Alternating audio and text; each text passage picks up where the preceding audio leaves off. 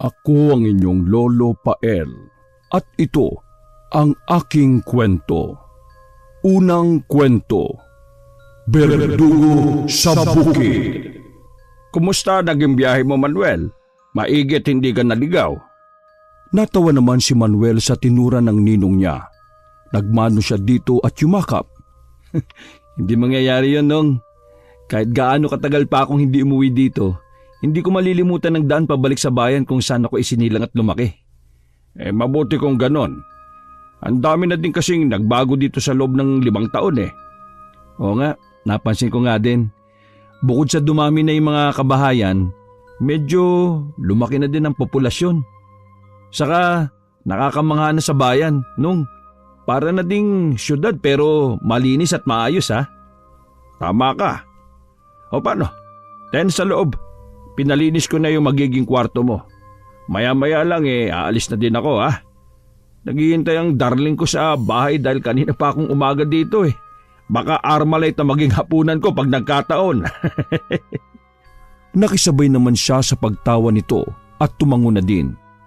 Hindi pa rin kasi ito nagbabago. Puwela at palabiro pa rin. Maraming salamat po, Nong ha. Yung mga pasalubong ko nga pala sa inyo ipapadala ko na lang sa tricycle. 1 box po kasi yun eh. Nako, nag-abala ka pa. Pero salamat iyo ha. O sige na, magpahinga ka na muna. Babalik na lang ako bukas ng umaga. Ay sige po, Nong.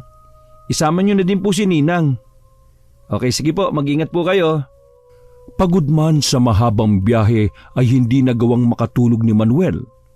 Umakyat siya sa 2 palapag ng bahay at dun tinanaw ang malawak na palayang pag-aari niya.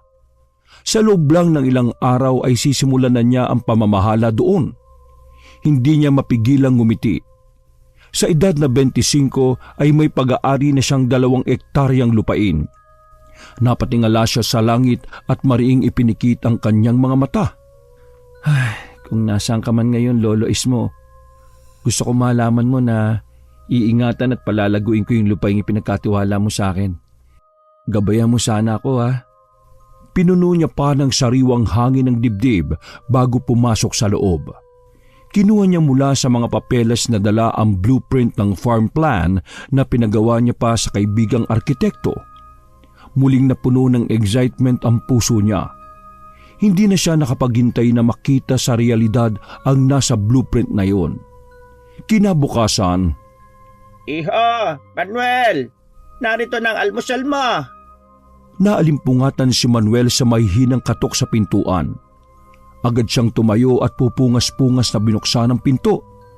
Uy, Ninang, kayo ho pala. Nagdala kami ng almusal mo. Bumaba ka na lang sa sala ha. Tumango siya at ngumiti. Agad niyang inayos ang sarili at bumaba na dala ang blueprint. Napakaganda ng plano mong ito, iho ha. Siguradong marami kang mabibigyan ng trabaho dito sa baryo natin. Kaya nga po, Nong masisipag at mapagkakatiwalaan naman po yung mga tao dito ngayon, di ba? Ay oo naman, iho. Basta't patas ka sa kanila at tama ang pasahod na binibigay mo, makakaasa ka na magiging mabuti din sila sa'yo. Napatango-tango si Manuel. Ganon na ganon din kasi magpayo ang Lolo Ismo niya noon sa papa niya. Pati na din sa kanya at sa iba pa nilang kamag-anak. Likas yung mabait at matulungin, kaya naman maraming nagmamahal dito. Huwag po kayo mag-alala, Ninong. Lagi kong baon ang mga pangaral nyo na yan ni Lolo. Tama yan. Sigurado ko na gaya ng lolo mo, mamahalin at iingatan ka din ng mga taga-baryong ito. Basta't kapag may kailangan ka ha, sabihan mo lang kami ng ninang mo ha. Tumango siya at ngumiti sa mga ito. Nang araw na yon ay nagsimula siya sa pakikipag-usap sa mga maghuhukay ng magiging fish pond. Maglalagay ng bakod sa magiging farm at maghahanda ng lupang pagtatamnan ng mga namumungang halaman at puno. Nong, saan ba may murang bilihan ng mga hayop? Para habang nagsisimula ang pag-asikaso sa ibang parte ng bukid may inaalagaan na tayo kahit papano. Ano bang oras mo gustong lumakad? Ngayon na din po sana, Nong pagkatapos ng tanghalian. ko, may importante kaming lakad nitong ninang mo sa parokya. Pero, hayaan mo, pasasamahan na lang kita sa kinakapatid mo. Sa narinig ay agad na nangiti si Manuel. Sa isip niya ay inaasahan niya na si Calixto ang tinutukoy nito. Tropa na kasi sila nito noong mga bata pa sila. Simula nga nang dumating siya ay hindi pa sila nagkikita. Darling, baka pwede pag uwi mo papuntahin mo si Yana dito ha. Di ba't may kabat siya na nasa kabilang bayan na ngayon at maraming alagang hayop? Ay, sa pagkakaalam ko oo. Hayaan mo't sasabihan ko. O paano? Mauna na ako ha. Mag-aasikaso pa ako ng dadalhin nating donation Ay sige, susunod na lang ako. Teka, ang ibig niyo pong sabihin ay si Yana ang makakasama ko? Oo, bakit? Hanggang ngayon ba hindi pa rin kayo in good terms ng dalaga kong yon? Wala pa kasi si Calix Hindi ko ba nabanggit sa'yo na nasa barko na siya? Napailing si Manuel at namangha. Kahit kasi sa modernong panahon ngayon ay hindi niya nakasanayang magbukas palagi ng social media. Naboboring siya at nasasayangan sa oras kapag nakatutok lang sa cellphone. Mas gusto niyang kumikilos ang katawan niya at may natatapos na gawain sa maghapon. Mabuti naman po at natupad niya yung pangarap na maging seaman, no? Masaya ako para sa kanya. Kaya nga Uuwi yun siguro mga 3 months pa. O paano? Mukhang okay naman ang mga trabahador mo ngayon. Aalis na ako. Antay mo na lang si Yana ha. Tumango si Manuel kahit ang totoo ay ayaw niyang kasama ang babaeng yon. Amazon na kasi kahit ang impis-impis ng katawan. Wala sa sariling nahawakan niya ang balikat na may peklat ng saksak. Di pa ako nakakabawi sa iyo, Manang Yana. Magandang opportunity na din to kung sakali. Napangisi siya sa naiisip. Pagkakuway, naligo na siya at nagbihis. Saktong kalalabas niya lang ng banyo nang bigla na lang pumasok si Yana sa kwarto niya. Nagkatitigan sila pero ang babae ay sinuri pa siya mula ulo hanggang paa. Hindi ka ba marunong kumatok bago pumasok sa hindi mo namang kwarto? Ha, Manang? Hindi ka kasi sumasagot sa tawag ko Yun lang at lumabas na ito ulit. Nakita niya pang umismid pa ito bago isinara ang pintuan. Inis niyang hinagis ang tuwalya sa higaan. Natamaan ang igo niya nang hindi malang magpakita ng emosyon ng babaeng yon kahit pa halos subad na siya nitong nakita. Kumusta? May hibang na bang lalaki na umaalay-aligid sa iyo ngayon? O wala pa din kasi mas makakapang lalaki sa kanila? Natatawa pa siya habang nagdadrive papunta sa kabilang bayan. Nasa tabi niya si Yana at tutok naman sa cellphone nito. In fairness naman, nagkalaman na ito at mukhang mas matangkad pa nga sa kanya ngayon. Bakit mo naman tinatanong? Manliligaw ka ba? Ako? Iyak! Hindi no? Curious lang ako sa kapwa ko lalaki. Baka makatikim din ng saksak mula sa iyo Buti kung lapis lang din paano kung... Natigilan siya nang mapasulyap siya kay Yana at nakita niyang titig na titig ito sa kanya. Dahil mukhang anumang oras ay bigla na lang itong manununtok, ay natahimik na lang siya. Ang plano ay iinisin niya ito para makabawi. Pero natatalo pa din siya ng takot niya sa babae. Nailing na lang din siya.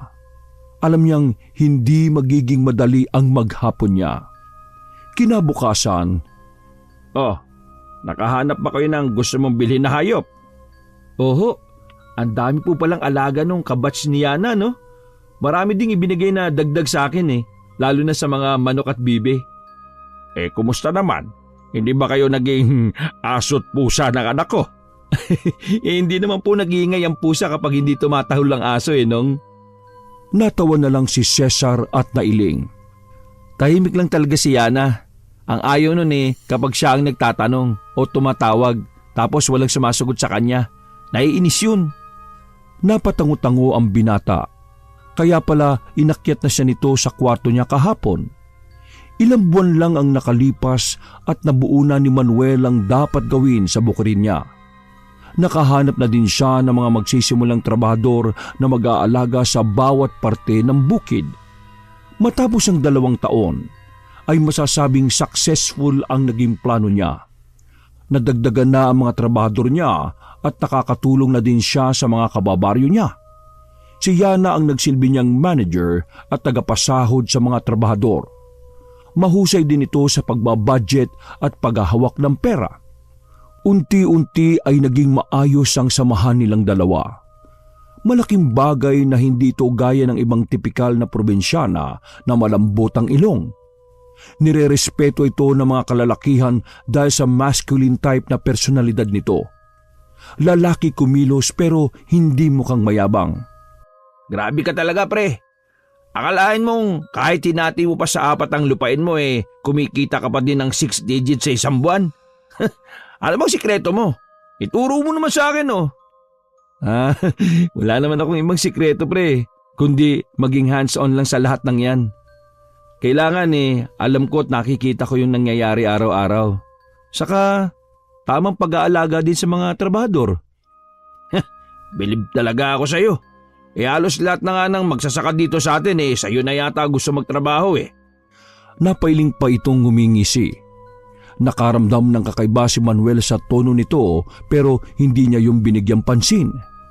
Sa halip ay naglabas pa siya ng branded na alak at ibinigay yun kay Victor. Wow! Akin lang ba ito? O pre, para sa'yo talaga yan. Huy, salamat. May masasyat ako sa bahay nito. Kalapit bukirin ni Manuel ang lupain naman ni Victor. Gets niya naman ito kung bakit medyo iba ang tono nito kanina. Pero sa pagkakaalam niya naman ay wala talaga itong maraming trabahador sa palayan nito. 2 nga lang ang nagtatrabaho para dito, katiwala pa. Madalas itong dumayo sa lupa niya once or twice a month para lang sumali sa inuman nila ng mga trabahador niya. Tuwing sahurang kasi ay nililibre niya ng alak at pulutan ng mga magsasaka niya. Sa ganoong paraan man lang ay makaharap niya ang mga ito at makilala. Ayo nga pala, Manuel. May dumaan dito kanina Nagpapa-order ng scarecrow. Mura lang daw at may promo pa ha. Ang sabi ko bumalik na lang bukas kapag nandito ka. Magtataniman na naman ng palay. Alam kong kakailanganin mo yung mga yon. Naku, mabuti po't nabanggit nyo nung.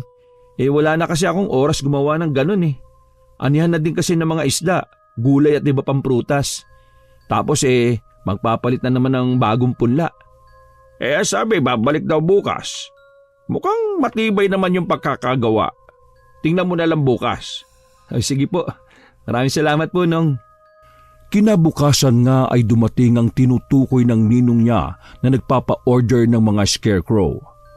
Ang totoo ay pwede naman siyang magpagawa noon kahit sa mga bata o asawa ng mga magsasaka niya. Pero naawa din siya dun sa lalaking naglalako. Ang dami kasi nitong bitbit at naglalako pa sa initan. Kinuha niya na yung 6 na pirasong dala nito. 5 lang ang siningil nung lalaki at libre na lang daw yung isa. Sa awa ay pinakain niya na din muna ito ng tanghalian bago pinaalis. Sigurado ka ba dyan sa binili mo? Bakit? Maganda nga yung pagkakagawa niya ng mga scarecrow Mukhang matibay. Tatagal na yan kahit 3 years. At saka, sa talas ng karit na nakalagay sa kamay nila, siguradong hindi lang ibon ang matatakot, pati mga magnanakaw. Hindi lang maganda ang pakiramdam ko Wala naman naglalako na ganyan dito kahit noon pa. Baka dumidiskarte lang din yung tao. Hayaan mo na. Ang mahal pa. Mukha naman pinulot lang yung mga pinanggawa dyan. Mukha naman pinulot lang yung mga materialis na pinanggawa dyan Nangiti na lang si Manuel at hindi na pinansin pa ang sinasabi ni Yana. Tiningnan niya na lang ang mga biniling panakot sa ibon at chinek ang karit noon. Aray ko! Mabilis na nabitiwan ni Manuel ang isa sa scarecrow nang madagil siya nito ng karit na naroon. Gumuhit yun sa braso niya malapit sa palapulsuhan. Oh, anong nangyari? Tawel, bilis! Ang lakas ng dugo! Kailangan niyang tahiin. Halika na, ihatid kita sa ospital. Matapos talian at kontrolin ang pagtagas ng dugo, ay nagpasya na din siyang magpadala sa center na mas malapit. Doon ay tinahi ang nawakwak niyang braso at binigyan siya ng gamot. Sabi ko sa'yo, hindi maganda yung pinili mo eh. Kasalanan ko to, ano ka ba? Hindi ko nahawakan ng tama eh. Basta, iba yung pakiramdam ko, Manuel. Mabigat. Parang may mali doon sa mga scarecrow eh. Pati ba naman mga panakot sa ibon pinagdududahan mo? Ay nako, mahirap yan ha. Wala na nga kasarian yun eh, nadadamay pa sa trust issues mo sa mga lalaki. Inis siyang tinitigan ni Yana at inirapan. Umakma pa itong pipisilin ng bagong tahi niyang sugat. 1 linggo pa ang nakalipas at naging maayos naman ang lahat. 4 ang ipinalagay niyang panakot sa ibon sa palayan. 2 sa taniman ng mga gulay at 1 sa farm. Pero nang sumunod na linggo ay nabahala na siya sa mga nangyayari. Hindi naman yan mukhang inatake ng kung anong mabangis na hayop eh. Tignan mo ang pagkakagutay-gutay sa kanya oh. Parang galing lang sa matalim na bagay. Kaya nga po nung eh, sino naman kayang mantitrip na patayin yung mga alaga ko? Eh bakit hindi na lang nakawin at kainin no? Kesa paggutay-gutayin ng ganyan. Kawawa yung hayop eh. Hindi na mapapakinabangan. Maras na napabuntong hininga si Manuel. Sa loob ng 2 taon ay wala namang gumagawa ng ganon sa mga alaga niya. Eh anong gagawin ko nung? Pangalawang pabo ko na yan na pinatay ng kung sino. Mga barako pa naman. Sayang. Eh may mga aso kami sa bahay, matatapang. Ang inaalala ko naman kung pakakawalan naman dito, eh baka lapain naman yung mga manok mo. Eh itali na lang ho natin. Dito na lang ako sa baba matutulog para kapag tumahol sila, eh maririnig ko kagad. Ay siya sige. Mamaya dadalhin ko yung 2. Naku, maraming salamat po nung. Kinagabihan, bandang 11:00 nang marinig niyang tumahol yung 2 aso. Lalabas na sana siya nang tumigil na ang mga yon kaya hindi na rin siya tumuloy. Naisip niya na baka may nakaaway lang ang mga itong isa sa mga alaga niya. Natulog siya ulit pero nagimbal pa siya lalo kinabukasan. Di na tama to. Sobra na. Pasensya ka na nung Pati mga aso mo inadamay pa. Kapon pa alam ko ng posibleng mangyari yan, Manuel.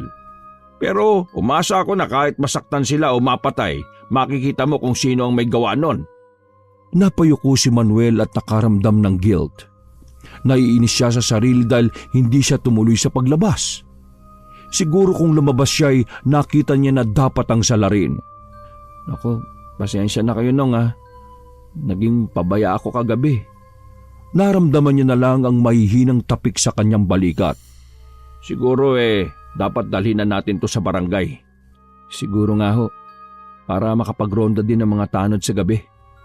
Nang araw ding yun ay nagtungo na si Manuel sa barangay. Dala ang mga larawang kinuhaan niya sa cellphone niya. Nangako naman ang barangay captain nila na magpaparonda ng mga tao sa gabi sa palibot ng lupain niya. Sana'y mahuli na ang gumagawa ng kalokohan sa mga alaga mo, iho. Grabeng perwisyo nang naidudulot ng mga mananabas na yon. Kaya nga po nang nai-stress na din ako. Mahina pa naman ako sa puyatan kaya hindi ko po talaga kinakayang magbantay. Ano kaya kung magbayad na lang tayo ng tao mapagkakatiwalaan na magbabantay sa gabi?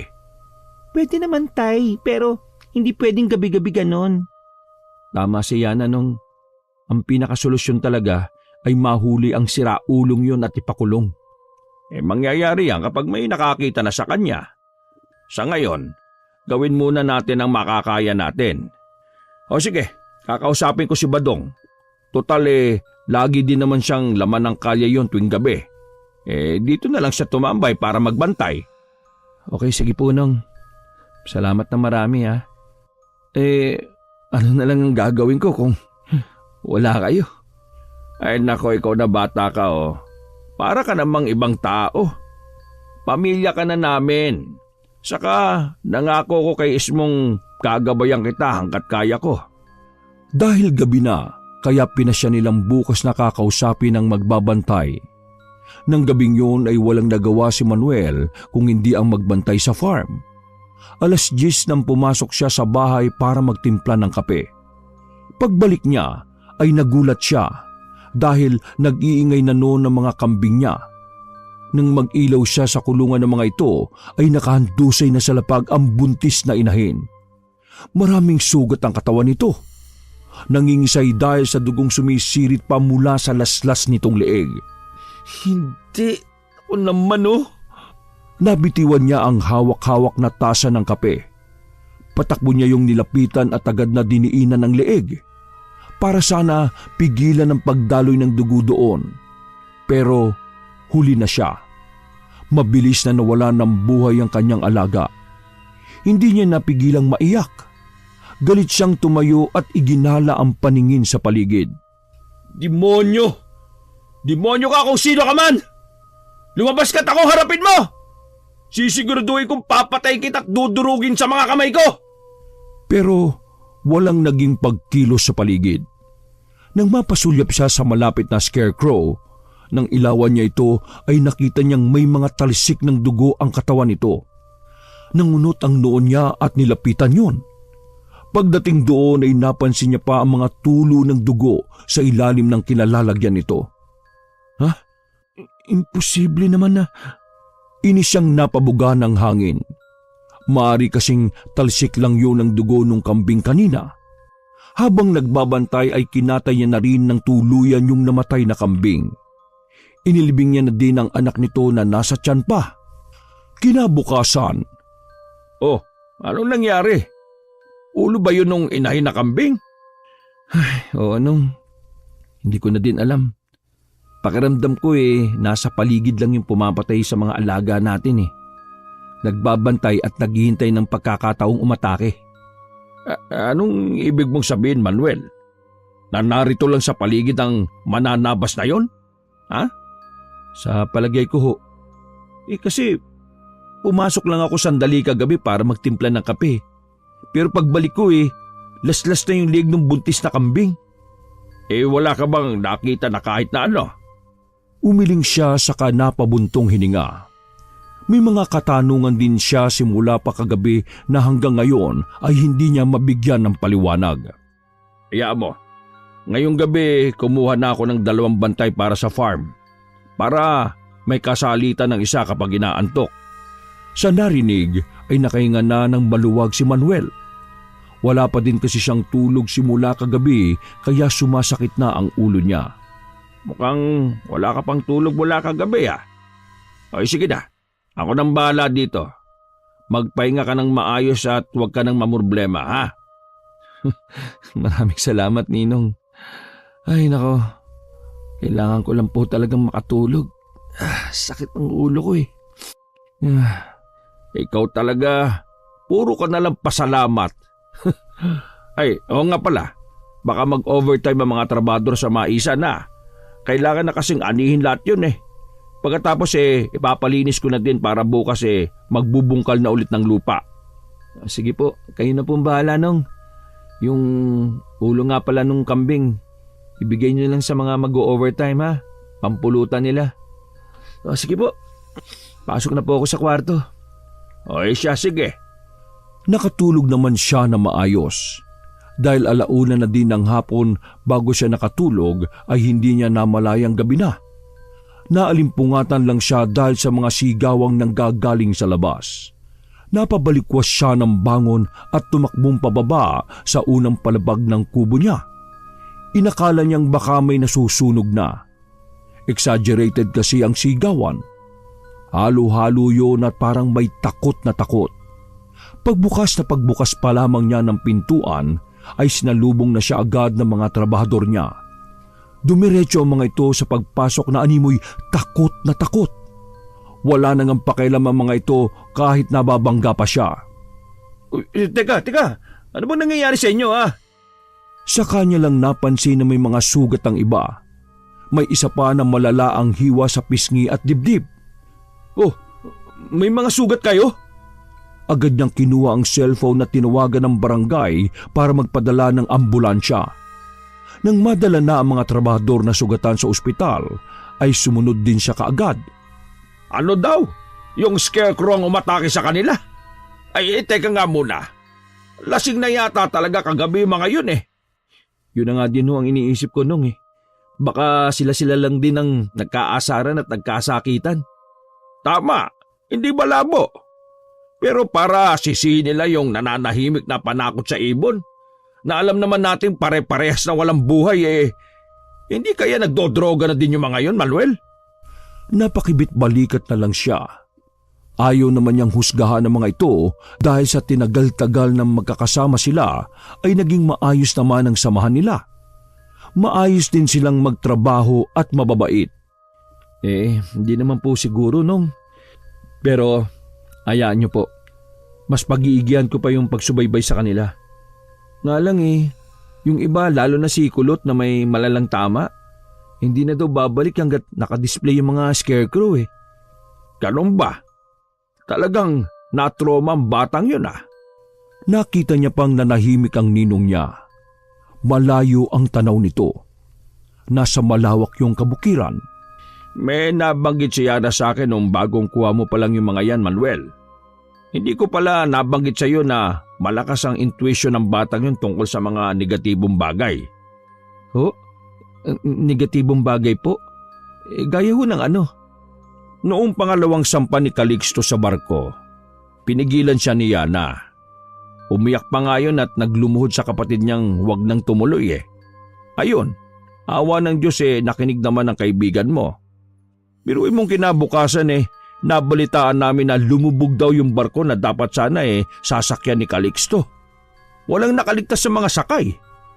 Nangilabot si Manuel sa narinig. Pinapaniwalaan niya itong 100%. Sa kanya naalala ang paulit-ulit na bilin ni Yana sa kanya na isauli ang mga scarecrow. Ganun pa man ay napailing pa rin siya. Sabihin na po natin na napigil nga ni Yana ang dapat sana'y pagkawala ni Calixto. Ano naman po yung kinalaman nun sa mga scarecrow na yon, Ninong? Ikaw na din po nagsabi, walang buhay yon at imposibleng magkaroon dahil kugon lang naman talaga yun at kahoy. Hindi ko rin may paliwanag May parte lang sa akin na gustong makinig sa anak ko, Manuel. Hindi na siya nakakibo. Nung araw na yon ay pinuntahan niya sa nagsisilbing opisina nito si Yana. Gaya ng dati ay busy ito sa pagsusulat ng mga payslip lalo't paparating na ang katapusan ng buwan. Kumatok siya sa nakabukas namang pintuan. Pwede ba tayong mag-usap? Sige, pasok ka. Tungkol ba yan sa nangyayari sa farm at sa mga trabahador kagabi? Nasamid siya bago tumango. Ibinaba ni Yana ang hawak na ballpen at tinitigan siya. Bakit? Kung sasabihin ko ba na may kinalaman yung mga scarecrow sa mga nangyari, maniniwala ka? Hindi siya nakakibo. Kung siya lang, hindi talaga siya maniniwala. Bigyan mo ako ng sapat na basihan para sisihin ang walang buhay ng mga scarecrow na yon sa lahat ng mga nangyayari dito. Hindi ko kasi maintindihan Manuel, hindi lahat ng nangyayari sa mundong ito hahanapan mo ng eksplanasyon. May mga bagay lang talagang hindi kayang ipaliwanag maski ng science. Napailing si Manuel. Kung ang gusto lang ni Yana ay maniwala siya ng walang ebidensya, hindi niya talaga magagawa. Ang inaasahan niya sana ay bibigyan siya nito ng mga bagay na pwedeng kumonekta sa mga nangyayari at sa scarecrow. Pero maging ito ay hindi alam kung paano ipapaliwanag yon. Sige, iyan mo na. Ang hirap lang din talagang intindihin Well, nakapagdesisyon na ako. Maglalagay na lang ako ng CCTV sa paligid. Di magpapakabit ka pa ng wifi. Kung kinakailangan, wala Kailangan ko rin talagang mag-upgrade para sa kaligtasan ng mga tao sa paligid ko at sa mga alaga ko na din. Sumang-ayon naman si Yana. Agad nilang pinlano ang pagpapakabit ng wifi. Si Yana na daw ang bahala kinabukasan at ito na din ang titingin na magagandang brand ng CCTV. Madaling araw nang makaramdam si Manuel ng tawag ng kalikasan. Pagbaba niya sa higaan ay napansin niyang wala ang alaga niyang chihuahua sa higaan nito. Nangunot ang noon ni Manuel lalo na nang makita niyang bukas pala ang pintuan ng kwarto niya. Snow! Snow! Nasaan ka na? Snow! pero walang lumalapit sa kanya. Nag-aalala na siya.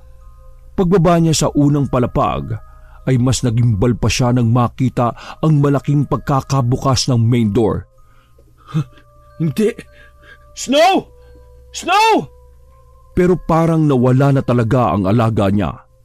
Dali-dali siyang bumalik sa taas at kinuha ang flashlight niya. Hindi niya maipaliwanag ang kabang nararamdaman niya ng sandaling yun. Sa palayan siya unang nagtungo dahil yun ang tapat ng bahay niya. Snow! Nasaan ka ba? Andito si Daddy! Snow!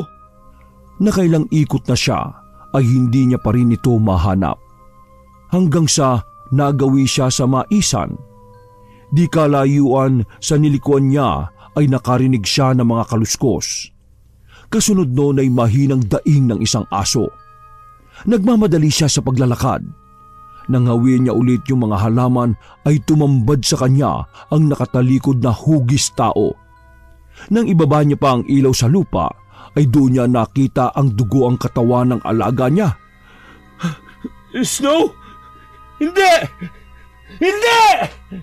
Saka walang pag-aalinlangan niyang sinugod ang nilalang na pumapatay dito. Parang una naman itong bumagsak sa lapag kasabay niya. Sa kanya napagtanto, isa yung scarecrow. Naihagis niya yun at halos wasakin. May dugo pa sa karit na nasa kamay noon kaya hindi pwedeng namamalikmata lang siya kanina. Anong nangyari, Manuel? Oh, pinagkukuha mo yung mga scarecrow? Anong gagawin mo? Teka, si Snow ba yung... Tumango si Manuel habang nakayukyuk pa din sa walang buhay na katawan ng alaga niya. Anong nangyari? Ikinuwento niya dito ang nangyari. Hindi makapaniwala ang ninong niya pero dahil sa kanya na din nagmula, kinilabutan talaga ito habang nakatingin sa mga scarecrow. Sinunog yung lahat ni Manuel habang yung mga karit ay ibinalot niya ng mahigpit sa isang tela. Dadaling ko po bukas tong mga to sa nagpapanday para lusawin bago ko itapon. Mahirap na. Baka may sa demonyo mga ito. Maging siya ay bigla na lang nagka-anxiety sa mga bagay-bagay. May kaibigang albularyo si Yana. Baka matulungan ka nun. Mag-usap kayo. Kinabukasan ay kinausap nga niya si Yana. Ito na mismo ang nagsabing papupuntay nito ang kaibigan doon upang matingnan ang lugar niya.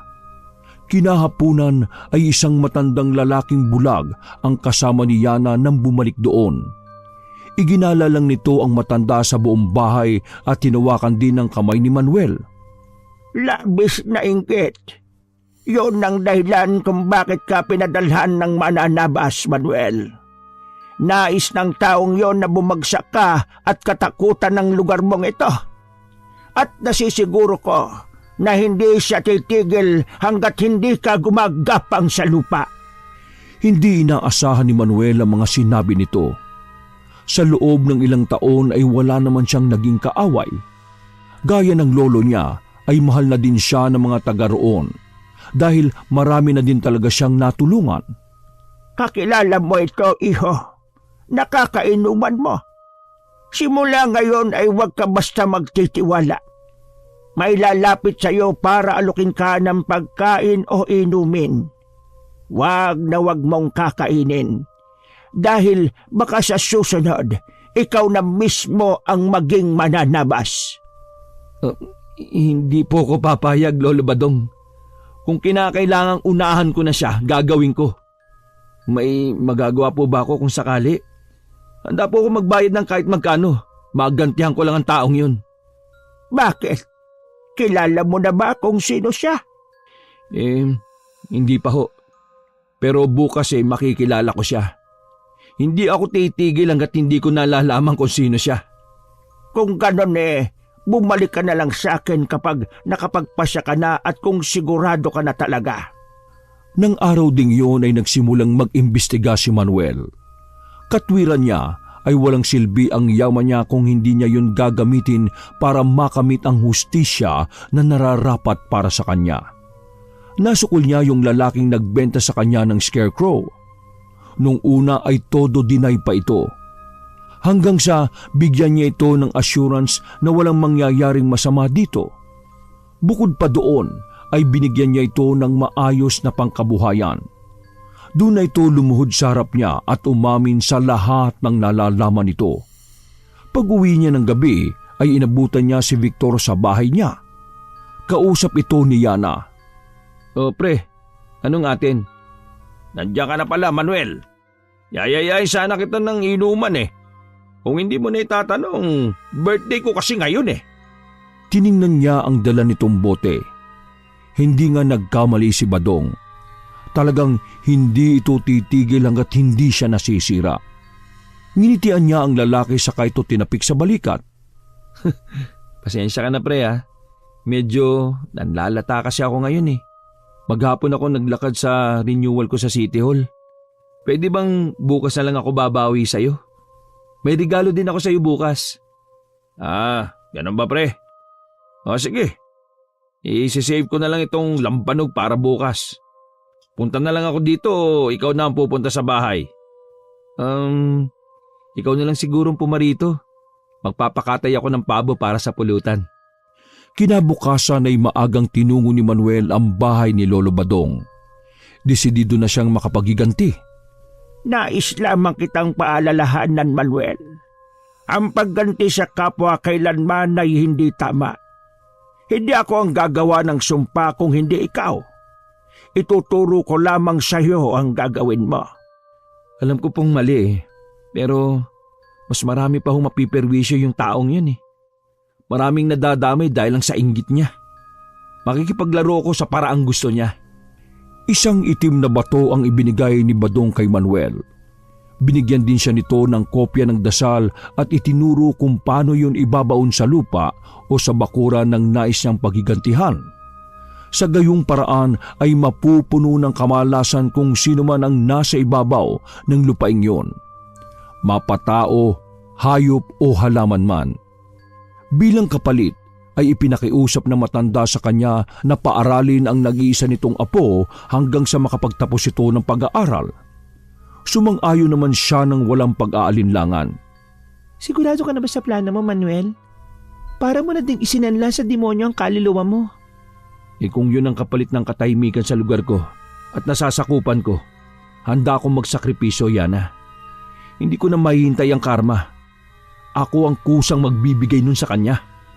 Nang gabing yon, nang masiguro niyang nasa lugar niya na si Victor, ay sumalisi siya papunta sa lupain nito. Nagbilin pa siya na wag mo nang gagalawin yung lambanog at hintayin siya. Pagdating niya sa lupain ni Victor, ay agad niyang isinagawa ang orasyon at ibinaon ang batong itim. Hindi siya naniniwala sa ganoon pero nang sandaling yon ay mataas ang confidence niya na magiging epektibo yon. Pabalik ay dumaan siya sa bilihan ng alak. Ilang case ng pulang kabayo ang inorder niya bago siya umuwi. Oh, teka pre, hindi ba natin iinumin yung lambanog na dala ko? Alam mo kasi pre, kahit marami na ako natikmang mamahaling alak, hinahanap-hanap ko pa rin yung lasa ng lambanog. Lalo nung nakita ko yung brand na dala mo ha. Tagal ko nang naghahanap ng ganun eh. Wala naman ako makita. Kaya kung hindi mo sana mamasamain ha, gusto ko sana akin na lang yun. Itatago ko at uunti-untiin. Okay lang ba? Kitang-kita niya kung paano awkward na ngumiti si Victor, pero kalaunan ay tumango na din ito. Yun lang ba pre? Sige, oo naman no. Kaya lang kahapon pa din ako nauuhaw sa lambanog eh. Marami naman akong dalang alak dyan. Saka luto na din yata yung pulutan natin pabo. Siniguro ni Manuel na hindi madadampi sa kanya ang kahit na anong bagay na galing kay Victor. Iningatan niya talaga ang sarili dahil batid niya kung gaano kadelikado ang paraang ginagawa niya. Yun na din ang huling gabi na nagkainuman sila ni Victor. Na mga sumunod na araw kasi ay naging busy na din siya sa palayan. Nawala na din ang pumapatay sa mga alaga niya at naging tahimik na ang mga gabi nila. Makalipas ang 1 buwan. Narinig mo na ba yung balita tungkol sa nangyari sa palayan ni Victor, Manuel? Kinabahan siya. Gayunpaman ay mas lamang na excitement ang naramdaman niya. Hindi pa po ninong. Bakit? Ano daw nangyari? Pineste yung mga tanim niya. Wala nga daw napakinabangan dun sa mga tanim eh.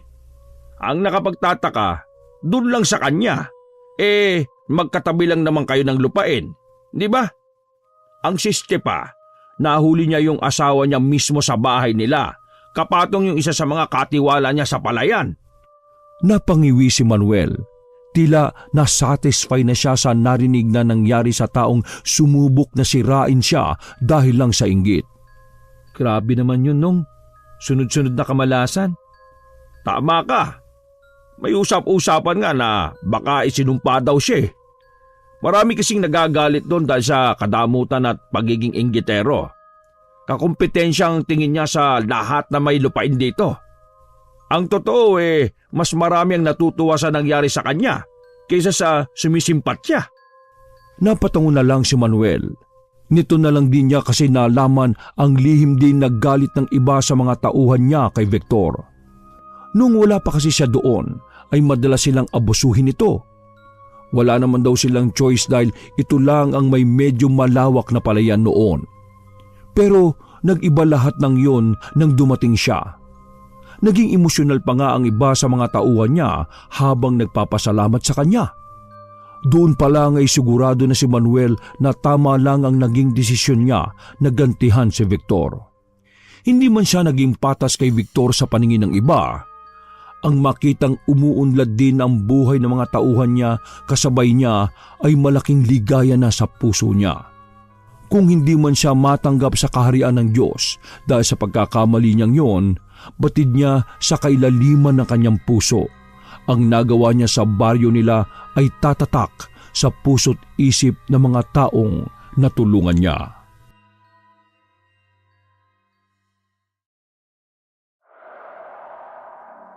O kumusta? May nahuli ka ba? Malilit pa po, tay. Yung iba naman po, aquarium fish lang. Wala na din po kasing coral sa lugar na to eh. Baka siguro dapat lumipat tayo ng lugar. Ay ganun ba? O siya sige. Halika na, umakyat ka na at magpahinga. Hapon na din at malamig na talaga. Tingnan mo nga yung labi mo, kulay itim na. Sumampa na si Buboy sa maliit na bangkang hiniram lang nila sa tiyuhin niya at nagtabing ng tuwalya. Nanginginig man ay hindi napalitan noon ang kagustuhan niyang makapag-uwi maski ng isang pirasong isda. Pwede na nila yung sabawan at pagsalusaluhang 4 kung sakali. Doon muna tayo sa kabilang banda, tay. Baka may makuha ko doon kahit isa lang. Wala nagpalaba kay nanay ngayon eh. Kaya kailangan natin ng ulam. Kaya mo pa ba ha? Opo. Kapag nasa ilalim naman ako, hindi naman malamig na eh. Ikaw bahala. Basta mag-iingat ka ha. Kapag hindi mo na kaya, umahon ka na at umuwi na tayo. May asin pa naman sa bahay at konting bigas eh. Pwede naman nating ilugaw yung para ngayong gabi. Pero hindi nagpatinag si Buboy. Malakas ang kutob niya na makakakuha siya ng isda ng araw na yon. At hindi naman siya nagkamali. Isang medyo malaking loro ang nakuha niya kaya naman umahon na siya. Napakahusay mo talaga bata ka. Napakasarap naman ang hapunan natin ngayon. Ay nako, salamat anak ha. Paano na lang kami kung wala ka? Kaya talaga tayo. Ito nga lang pong may tutulong ko sa inyo ni nanay eh. Tsaka paalang naman po ang wala sa inyo. Marami pa kayong magagawa. Ngumiti naman ito sa kanya at tumango. O paano? Pwede naman tayong umuwi ha. Lalo kung ginutom dyan sa huli mo eh. Sige po, tara na po. Nalalamig na rin tuloy ako eh. Nagtawanan pa sila habang nagsasagwan papunta sa Pampang. Medyo malayo na sila nang may marinig silang pagsabog. Sabay pa silang napatingin kung saan nagmula yon. Di kalayuan sa pwesto nila ay may ilang maliliit na bangka ang nagpapasabog ng dinamita. Hanggat hindi sila natutulad sa akin hindi nila malalaman ang kahalaga ng kompletong katawan. Saad nito sa malungkot na tinig. Si Buboy naman ay hindi napigilan ng sariling sulyapan ng putol na mga paa ng ama. Mabutit hanggang tuhod lamang ang naputol doon. Nagagawa pa din itong makapaglakad. Nga lang ay hindi na talaga nito kinakayang lumangoy. Sinisira din nila yung mga corals tay eh. Kaya nga wala nang mahuling isda dito. Idagdag mo pa yung mga moroami na yan. Walang pinapalampas maski malilit na isda. Ay nako, Kailan kaya matatapos ang kasamaan ng mga taong yan? Siguro kapag ang dagat naman ang naningil na sa kanila. Nang gabing yun ay kampanting nakatulog si Buboy. Busog ang sikmura at wala nang ibang iisipin kung hindi ang magpahinga. Bukas ay maaga na lang siyang sasabak sa pamamana nang sa gayon ay makarami siya. Kung suswertehin ay makakabenta pa siya at makakaroon ng baon sa pagpasok ng Lunes. Ang aga mo naman magyaya sa dagat, boy. Ano ba yung balat mo? Balat ng buhaya at hindi ka nilalamig?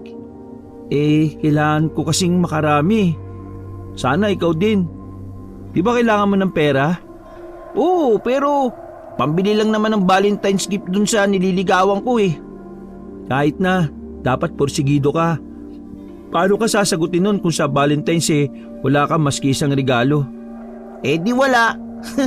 Tsaka, bakit ba napunta sa akin ng topic?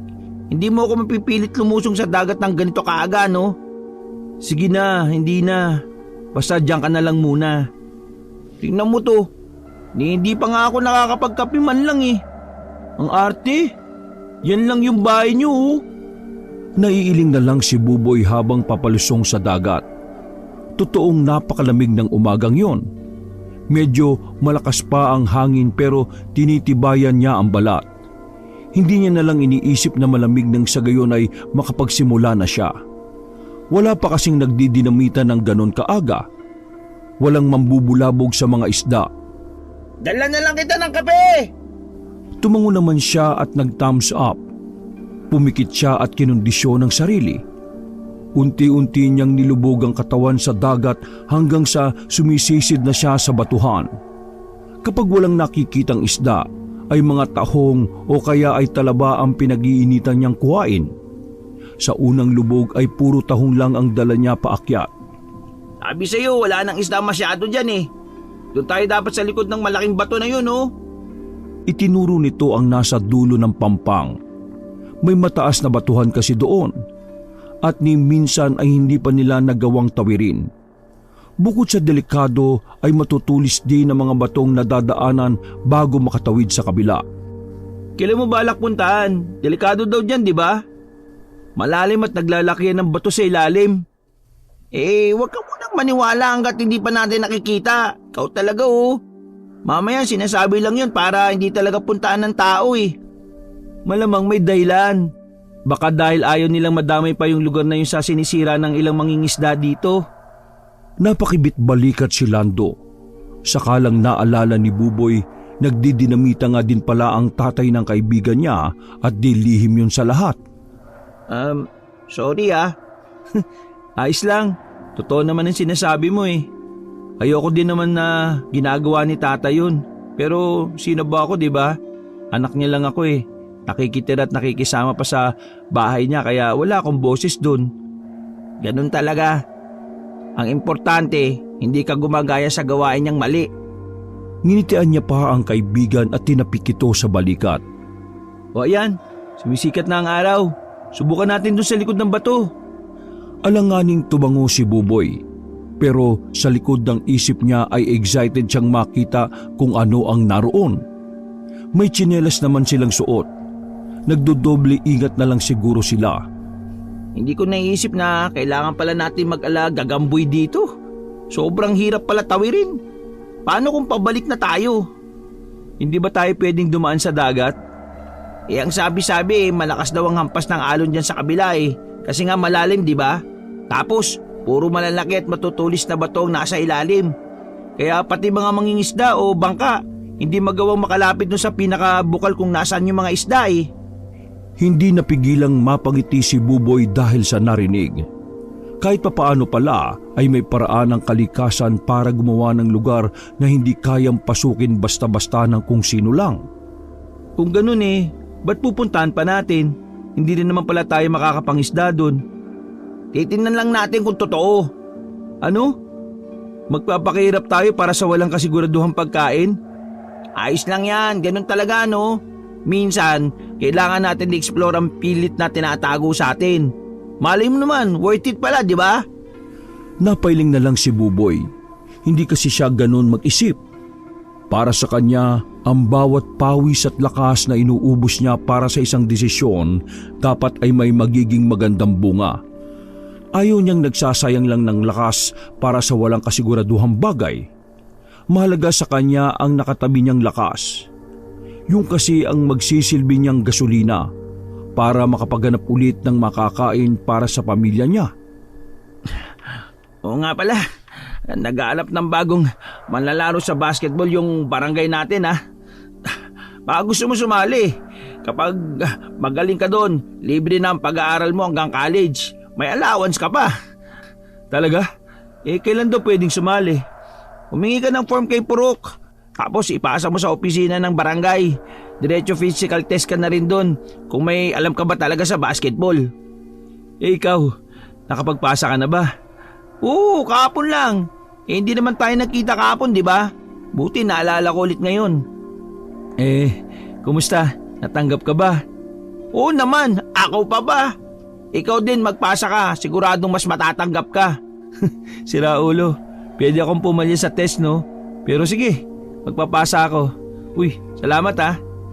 Maayos naman nilang natawid ang kabilang bahagi ng isla matapos ang 1 oras at kalahati. Dinaig pa nila ang mga mountaineers sa pagkapit sa tila pader na batuhang wag lang malaglag sa tubig. Maari kasing sa batuhan sila bumagsak pag tumiming na walang alon kapag nalaglag sila. Totoo pala, grabe napakalinaw. Boy, tingnan mo bilis. Nakikita mo ba yon, ha? May malaking buntot ako nakita eh. Oo, kaya lang pumailalim na kagad eh. Lumabo pa yung tubig. Ang lakas pala ng alon, tingnan mo Do. Ang tutulis ng mga bato. Nakalubog lang sila ng bahagya sa tubig. Nakakatakot lumangoy dyan. Baka hindi na tayo makauwi. Anong baka? Talagang hindi na tayo makakauwi kasi itong pagpasok pa lang natin na to. Para na natin sinabi sa mga isda na magiging pagkain na nila tayo. Paano tayo uwi nito? Doon ulit tayo dadaan. Tinatanong pa ba yon? Anak ng sugat-sugat na yung kamay ko. Kung mahaba lang kuko ko, baka kanina pa nagsitanggalan eh. Kung bakit ba naman kasi purong buhay na bato ang pinakapader ng lugar na to eh. Nakauwi naman ng ligtas ang magkaibigan. Si Buboy ay puro paltos ang paa. Si Lando naman ay sugat sa kamay ang inabot. Umuwi siya noon na walang bitbit maski ano. Pero nagkaideya siya ng dapat gawin para makahuli sa lugar na yon. Pagka-uwi sa bahay ay agad gumawa ng pangawil si Buboy. Naganap din siya ng matibay na tali na magagamit niya sa plano. Saan mo planong mangawil anak? Diyan lang po sa mga batuan na madadaanan ko, Tay. Kapag nawalan kami ng pasok sa hapon, maglalakad-lakad po ako sa dalampasigan at maghahanap ng maayos na pwesto. Ganun ba? O basta mag-iingat ka ha. Huwag kang papatol sa mga taong sarado ang isip para hindi ka mapahamak. Tumango lang siya. Dati na kasi siyang nakipagsuntukan sa dati niyang tropa nang pilitan siya nitong gumamit ng dinamita. Hindi na po yun mangyayari, Tay. Ang focus ko ngayon makahanap ng isang mauulam. Nang dumating ang Martes ay half-day lang ang pasok nila. Valentine's Day kasi noon. Sa daan ay nakakita siya ng babaeng nagtapo ng isang bungkus ng rosas na pula. Kinuha niya yung mula sa basurahan at doon niya lang napagtanto tunay palang bulaklak ang mga yon. Agad siyang nakaramdam ng panghihinayang para sa napakagandang bulaklak. Inuwi niya yun at ibinigay sa mama niya ang ilan. Ang iba ay dadali niya sa pangangawil. Mag-iingat ka ha. Huwag nang pilitin kung hindi makakaya. Nahiwagaan si Buboy sa sinabi ng ama. May kutob siyang alam na nito kung saan siya pupunta. Huwag po kayo mag-alala, Tay. Madiskarte kaya to, manang-mana sa inyo. Bago umalis ay nakita niya pang ngumiti ang ama.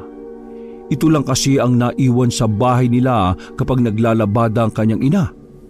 Ang kapatid niya namang grade 6 ay nasa eskwelahan pa din. Sa buhanginan pa lang ay inakyat na ni Buboy ang mataas na bato. Napansin niya kasing maayos ang daan sa ibabaw noon. Nahirapan man ay nagtagumpay pa din siya sa huli. Sa taas ay may patusok na bato kung saan niya itinali ang matibay na lubid. Yun na ang gagamitin niya tuwing aakyat siya doon. Sa taas ay maayos siyang nakapaglakad hanggang sa makahanap siya ng maayos na pwesto kung saan niya pwedeng ilaglag ang pangawil niya. Habang nakaupo ay inilabas niya ang hawak na bulaklak ng rosas. Inisa-isa niya ang petal noon at hinagis sa tubig. Pakiramdam niya ay nililigawan niya kung sino man ang Diyos o Diyosa ng karagatan para pagbigyan siya nito kahit isang isda lang. May nakakarinig ba sa akin dyan? Ako na humingi ng tawad sa mga nagawa ng kababaryo ko ha. Ako, kahit isang isdang malaki lang ho, ayos na. Saka siya napangiti sa sarili at nailing. Nagkakalat lang siya sa dagat. Itatabi niya na sana ang hawak na rosas nang bigla na lang may umahon sa harapan niya. Ay Diyos ang isda! Sino ka? Pero hindi nagsalita ang magandang babae. Tila hindi nito alintana ang may kalakasang alon doon. Ulo lang nito ang nakalutang sa tubig at matamang nakatitig sa kanya. Paano ka napunta dyan, miss? At saka... Pilit niyang inaaninag ang kabuuan nito sa ilalim pero hindi niya makita. Paano mo nagagawang lumangoy sa mabatong lugar na to ha? Alika, umahon ka at baka malunod ka dyan. Hindi niya maikubli ang pag-aalala pero hindi nag-aangat ng kamay ang babae. Sa halip ay isang malaking tuna ang dala nito at iniabot yun sa kanya. Buhay pa yun dahil gumagalaw pa. Ha? Ano to? Huli mo? Pero sa halip na sagutin siya ay bigla na lang nitong inagaw ang hawak niyang bulaklak. Ngumiti ang babae at tinamoy pa ang bulaklak. Mangha namang napalingon si Buboy sa isdang hawak niya nang kumislot ulit iyon. Ang galing mo naman, Mangho. Ha? Asan na yun? Pero wala nang umahon mula sa kung saan. Pati yung mga petals kanina na nasa tubig ay wala na din. Nangyari? Sino ba yun? Napuno man ng pagtataka ang isip ay hindi yun nagawang takpan ng excitement na nararamdaman niya ng mga sandaling yun. Pwede niya kasing maibenta mula sa 1 hanggang 2,000 yung bitbit niyang tuna. Kahit papaano ay nakakasurvive na siya ng hanggang 2 linggo doon. Pwedeng hindi muna maglabada ang nanay niya kahit ilang araw. Aba, ang laki niya anak ah. Saan mo nahuli yan? Diyan lang po sa mga batuan, tay. Ibibenta ko po ito sa palengke para may pera tayo. Nakita niyang seryoso ang mukha ng ama. Ni hindi to na-excite man lang kahit nung nakita nito ang dala niyang isda. Tay, may problema po ba? Pero umiling lang ito. Ngumiti naman sa kanya pero pilit lang talaga. Wala naman anak. Ay sige na. Ibenta mo na yan at isabay mo na din sa pag-uwi yung nanay mo ha. Sige po, tay. Sa palengke ay agad pinagkaguluhan ang dala niyang nasa kulang 10 kilong yellowfin tuna. Nauwi pa nga sa bidding ang pagbili sa tuna hanggang sa umabot na yon ng 3,000. Lalong natuwa si Buboy. Walang paglagyan ng ngiti sa labi niya ng panahong yon. Kahit kasi mga naglalaot na bangka ay bihirang makakuha ng ganoon kalaking isda. Inuubos na kasi yon na matindi nilang kalaban sa dagat, ang mga Moro Ami. Ganyang may pera naman tayo Abay, magpahinga naman kayo mag-ina dito sa bahay. Tama po si tatay, nay. Huwag ka na munang tumanggap ng labada. Dito na lang tayo at matulog maghapon. Oo, ganun na nga. At ako na din ang bahala sa lahat ng dapat gawin dito. Basta't mag-relax lang kayo dyan. Reyna ka na daw muna, nay. At prinsipe naman ako. Sumang-ayon naman ang nanay niya at sabay-sabay pa silang natawa. Bumuhos ang ulan nung tanghali kaya sabay-sabay pa silang natulog matapos ng tanghalian. Isa na yata yun sa pinakapayapang araw sa buhay ni Buboy. Wala siyang iniisip na problema maliban dun sa babae sa dagat. Hindi niya pa din kasi masagot ang mga katanungan sa isip niya. 1 linggo bago maisipan ulit ni Buboy na umakyat sa bato. Sabado yun at hindi din nakalimutang Sabado yun at hindi niya din nakalimutang magdala ng sariwang bulaklak. Umaasa na sana ay magpakita ulit yung babae at bigyan siya ng isdang kapalit noon. Gaya ng ginawa niya dati, naghulog siya ng ilang pirasong petal sa tubig. Napapitlag pa siya ulit nang bigla na namang umaho ng pamilyar na mukha. Na-excite siya at napangiti. Uy, ikaw ulit? May dala akong bulaklak para sa'yo. Akma niya sanang ilalagay yun sa tenga nito pero mabilis itong umilag at lumayo. Huwag kang mag-alala, hindi kita sasaktan. Marahang iniangat ng babae ang kamay nito at ibinigay sa kanya ang isa na namang isda. Pero sa pagkakataong yon ay malaking lapis naman yon. Gaya nung una, pagkakuha nito sa bulaklak ay naglaho na ito ulit. Doon pa lang ay nagdududa na si Buboy kung tao ba ang nakakaharap niya o isang nilalang sa dagat. O anak, inaantok ka na ba? Hindi naman po, tay. Bakit po? Pwede ba kitang makausap kahit sandali? Sige po. Tungkol ba saan, tay? Sa pagpunta mo sa malaking bato at sa pagtanggap mo sa mga isda. Kinabahan si Buboy. Hindi niya alam kung paano nalaman ng tatay niya wala naman siyang ibang pinagsabihan ng ginagawa niya. Tay, hindi ko po alam yung mga sinasabi niyo. Anak naman, pakiusap. Huwag ka maglihim sa amin ng nanay mo at baka ikapahamak mo pa yan. Hindi kumibo si Buboy pero desidido siyang ilihim ang tungkol sa babae. Baka malaman ng mga tao at saktan pa nila yon. Alam niya kasi na walang pinapatawad ang mga gahamang tao sa kanila. Hanggat may mapapakinabangan, hindi nila yon tinitigilan. Wala kang makikitang yellowfin tuna lalo't malapit sa Pampang. Buboy, gayon din ang mga lapis. Kung meron man nasa malalalim silang parte ng dagat. Kaya sana ngayon pa lang maging tapat ka sa akin, anak. Tay, wag po kayo mag-alala sa akin. Alam ko naman pong ginagawa ko Ayoko lang mawala ka sa amin, Buboy. Mahal ka namin ng nanay mo. Baka lalo na kaming malubog nito kapag nawala ka pa. Tay, hindi po ako mawawala sa inyo. Hindi po mangyayari yon dahil magulang ko kayo. Saka, bakit po ako mawawala? Hindi mo alam kung anong klaseng nilalang ang kinakalaban mo, anak. Hanggat maaari, iwasan mo na siya. Di bali na magutom tayo. Ano po bang nilalang yun, tay? Matagal nang usap-usapan dito sa atin ang tungkol sa sirena dyan sa likod ng malaking bato. May dahilan kung bakit hindi yan napapasok ng kahit sino. Ang mga huling nagtangkang magnakaw ng isda doon inaanod na lang dito na wala ng buhay. Pero tay, hindi ko po ninanakaw yung mga isda. Kusa po yung binibigay sa akin kapalit ng bulaklak. Nangunot ang noo ni Ferdy dahil hindi ito makapaniwala. Bulaklak ang gustong kapalit ng sirena para sa mga isda? Tumango siya, lalo lang hindi nakaimik ang tatay niya.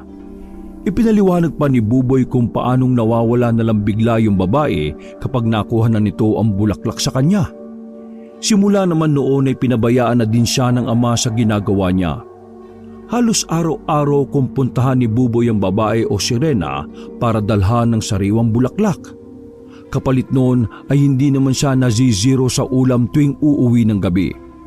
Marina, yun na lang ipapangalan ko sa iyo Kasi kasing ganda mo si Marina Maamo pa yung mukha mo. Ngumiti naman ito sa kanya na tila sumasang-ayon. Ilang linggo din bago nagawang magpakita ng sirena sa kanya ng buo. Nauupo na ito sa batong malapit sa kanya habang nilalaro ang dala niyang bulaklak. Aaminin niyang namangha siya sa buntot nitong napakahaba, makinis at makapal. Kumikinang pangayon sa liwanag ng buwan kapag gabi na. Hindi mo ba kaya makipagkomunikasyon sa tulad ko, Marina? Gusto ko kasi sanang marinig ang boses mo Pero mariing umiling si Marina. Hindi alam ni Buboy pero kapag nagkakatitigan sila, ay parang nababasa niya ang nasa isip nito. Kahit pala sa akin, pwedeng tumalab yung gayuman mo sa pagkanta at malulunod ako pagkatapos? Tumango ito. Malungkot naman siyang napabuntong hininga dahil doon. Simula noon ay hindi na niya ito pinilit na magsalita pa. Bagya din kasi siyang kinakabahan na kayang-kaya pala siya nitong lunurin anumang oras nito gustuhin. Ilang taon ang matuling lumipas. Naging malalim pa ang pagkakaibigan ni na Marina at Buboy. Malaking tulong ang naibigay ng Serena sa pamilya ni na Buboy. Kontento na sana siya sa kung anong meron siya nang magsimula na naman si Lando sa pambubuyo sa kanya. Mukhang trip na trip ka ni Isabel, pare. Hindi mo ba napapansin? Panay ang ngiti at pakyut sa'yo, yo. Kung ako yan, nakko, hindi ko niya pakakawalan pa. Diligaw mo na kasi pare. Bakit ba kinokontrol mo pa yung sarili mo? Kung sa akin lang may gusto yan talaga, nako, yari yan. Kaso, sa'yo nga nagpapapansin eh. Hindi naman ako ganun ka-cheap, no, para ipagpilitan yung sarili ko. Hindi yan. Dapat nga pinopormahan mo na yan para mabaling na sa'yo yung atensyon niya eh. Teka nga muna. Alam mo, napapansin na kita ha, matagal na. Bakit ba panay ang taboy mo sa mga babaeng nirereto ko sa'yo ha? Hanggang ngayon ba naman, yung imagination Serena pa din ang laman ng isip mo? Kaibigan ko lang si Marina, no? Saka hindi siya imagination, totoo yun. Weh, totoo. Ilang taon nang hindi ko pa nakikilala eh. Paano naging totoo yung ikaw lang ang nakakita? Ayaw niya nga daw magpakita sa ibang tao eh. Kulit mo din eh, no? Takot kasi kay dugong yun, pre. Ano? Anong palagay mo sa akin? Lumba-lumbang maitim at pangit? Hindi ako, si Marina. Sus, nek-nek mo, Buboy. Kung ako sa'yo ha, magising ka na sa realidad. Hindi masasatisfy ng isang Serena ang pangangailangan mo bilang lalaki. Pinihit pa nito ang ulo niya sa gawin ng Sabel. Nang magtamang paningin nila ay hindi niya napigilang gumanti ng ngiti dito. Pero siya, oo. Inis na inalis ni Buboy ang kamay ng kaibigan sa kanyang ulo. Ikaw talaga, puro na lang kalibugan yung laman ng utak mo eh. Kaya walang sumiseryosong babae sa'yo eh. Oops, teka muna, correction lang. Ako ang hindi seryoso sa kanila, pero sila deads na dead sa akin, pre. Napailing na lang si Buboy habang nagpapalit ng damit pa uwi. Basa na kasi ng pawis yung sando na pinampractice niya sa pagbabasketball. Naroon din ang mga cheerleading group para magpractice at si Isabel naman ang muse para sa grupo nila. Pauwi na siya nang humabol ang babae sa kanya. Nalaglag niya pala yung sando niyang basa ng pawis kaya hiyang-hiya siya nang abutin yun mula sa babae. Baka hindi na ako madalas makapasyal dito, Marina. Busy na kasi kami sa pagpapractice para sa nalalapit na laban eh. Tsaka nakataya dito yung magiging scholarship ko para sa college. Nang tingnan niya ang kaibigan ay kunot na kunot lang ang noo nitong nakatingin sa kanya. Isang linggo kasi siyang hindi nakadalaw dito. Pero hayaan mo, babawi ako sa iyo pagkatapos ng laban ha. Nagulat siya nang bigla na lang itong tumalon sa tubig at hindi na lumutang pa. Ilang oras pa siyang naghintay doon pero hindi na talaga bumalik si Marina kaya nagpasya na din siyang umuwi. Simula ng araw na yon ay naging abala siya sa sports at pag-aaral niya. Sa hapon naman ay nakakasabay sila palagi ni Sabel na umuwi. Taga rito ka lang din ba, Sabel? Oo. Ang totoo ay sa likod lang kami ng bakuran yung nakatira. For good na kami dito dahil nabili na ng mga magulang ko yung lupa dun eh. Ha? Talaga? Kailan pa? Wow, busy na talaga yata ako. Akalain mo yun? Nagkaroon kami ng bagong kapitbahay nang hindi ko namamalayan. Naging magaan naman ang unang engkwentro nila ni Sabel. Hanggang sa katagalan ay tuluyan ang nahulog ang loob niya dito. Likas kasing sweet at kwela si Sabel. Wala itong arte na ultimo pagtawa nito ay hindi niya nagagawang hinaan o itago sa kanya. Para kay Buboy ay isang magandang tugtog ang lutong ng bawat halakhak ni Sabel sa mga corny jokes niya. Nang araw na umamin siya ng damdamin niya para kay Sabel, ay umamin din ito sa kanya. Kaya naman nagpasya na silang wag nang magligaw-ligawan pa. Naging sila na kagad matapos ang 2 buwan simula ng unang beses nilang nagkausap. Be, Alam mo, may napapaniginipan ako. Nakakatakot nga kala ko totoo. Ha? Tungkol saan be? Baka naman nagpapakabusog ka kasi sa gabi. Hindi May galit daw na sirena sa akin tapos nilulunod niya ako. Sa narinig ay doon palang ulit naalala ni Buboy si Marina. Kinabahan siya pero hindi nagpalata sa kasintahan niya. Be, panaginip lang yun. Mawawala din yun ha. Sige na, huwag ka magpupuyat mamaya ha. Pagpasok ni Isabel sa bahay nila ay hindi na nagbihis ng pambahay si Buboy. Dumiretso na siya sa kinukuhaan niyang madalas ng bulaklak at nagtungo na siya sa malaking bato. Agad na nagpakita sa kanya si Marina. Hindi pa man siya nakakapagsaboy ng petals sa tubig. Nagulat pa siya nang bigla na lang itong yumakap sa kanya ng napakahigpit. Gumanti naman siya at marahang hinaplos ang hubad na likuran nito. Marina, pasensya ka na ha. Busy lang talaga ako Oh, eto mga bulaklak mo. Ngumiti naman ang sirena. Maya-maya pa ay nagpalutang ito ng napakaraming isda. Dadakot na lang siya kahit ilan ang gustuin niya pero pinili niyang tanggihan ito. Hindi ko na kailangan ng mga isda ngayon, Marina Pero huwag ka mag-alala, dadalan pa rin kita ng mga bulaklak palagi. Sana lang sana huwag mong guluhin si Isabel sa panaginip niya. Hindi ka naman niya kilala Tsaka mahal ko siya. Hindi kumibo ang nilalang. Sa halip ay nilumukos nito sa paladang hawak na bulaklak at ibinato yun sa kanya. Agad din nagsipulasan ng mga isda kasabay ni Marina. Naiwan na namang mag-isa doon si Buboy. Pero nang mga sandaling yon ay nakahinga na siya ng maluwag. Kinagabihan ay hindi niya inaasahan ang pagdating ng napakalakas na ulan. Sinabayan pa yon ng malakas na hangin, kulog at kidlat. Halika na! Bilisan nyo! Yung importanteng mga dokumento lang ang bitbitin nyo. Lumikas na tayo! Iba ang pakiramdam ko sa bagyong ito. Hindi ito normal. Galit na galit! Sa narinig ay nakaramdam ng guilt si Buboy. May parte kasi sa kanya ang naniniwala na si Marina ang may kagagawan ng malakas na bagyong yon. Batid niyang masama ang loob nito dahil sa mga nasabi niya kanina. Bago pa tuluyang sumakay sa rescue ng barangay ay tinungo niya din ang pamilya ni Isabel sa kabilang bahay. Pinilit niya ang mga itong lumikas din. Mabuti na lang at nakinig ang mga ito sa kanya at nagpadala sa isang eskwelahan. Kinabukasan, Diyos ko po, sinasabi ko na nga ba? nagkalat ang debris ng mga bahay na winasak ng malalaking alon.